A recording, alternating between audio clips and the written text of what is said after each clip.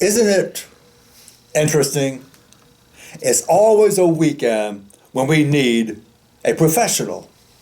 It's a weekend when we need a dentist, a plumber, an electrician, an HVAC technician, a chiropractor, a veterinarian. The list goes on and on and on. The Saturday before the arrival of that big snow I referred to earlier, I was eating breakfast and felt something hard in my mouth. After leaving the table and investigating, I discovered one of my crowns had come off. Right away, I began to think, it's Saturday. When will I be able to get a dentist appointment? As that Saturday continued, I began to realize how sharp the remaining tooth felt to my tongue.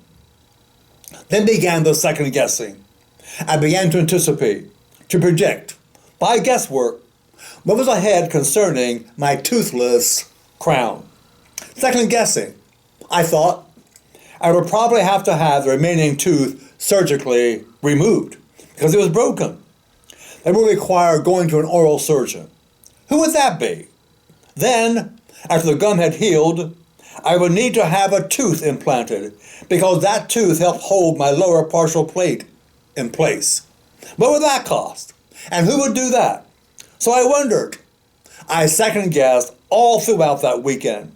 Till the following Wednesday, after the big snowstorm, I was able to get an appointment with my dentist. I expected the worst.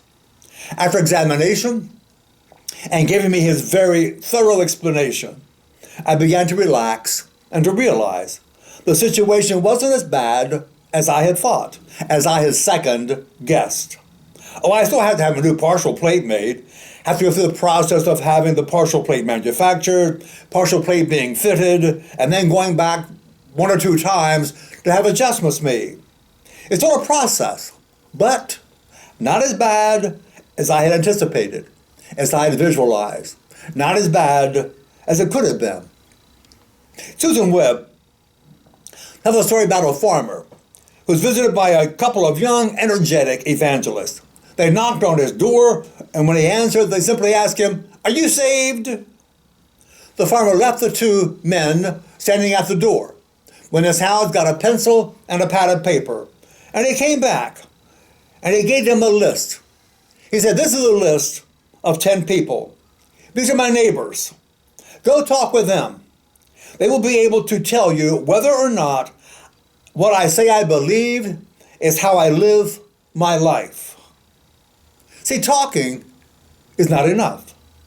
What we claim to have has to be manifest, has to be expressed in the very way you and I live our lives. And this is not just an activity or a specific thing we do on the weekend. It's about the way you and I handle our daily living. It's about our character. It's about creating a life that is so steered, so controlled by our faith in Jesus Christ, that when the rain falls, when the floods come, when the winds blow, when the snow comes, we are still the same person. When we have a weekend problem, an issue, an episode, what do? The professional is unavailable. We then use the faith we say we have to help us get through whatever that particular dilemma may be. Throughout that tooth episode weekend, I continued to pray, and I would ask for God's guidance and God's reassurance. And it's interesting. I would pray, and I would be confident for a brief time. Then I would start to think about my tooth, and I began to second guess again. I wish I could say I gave the situation totally over to God and trusted God's guidance and God's will to be done. I'm still at work in progress. Oh, I'm still praying. I'm still believing. And I'm still reminding myself that God is with me always. God is with you always. Always God is with us.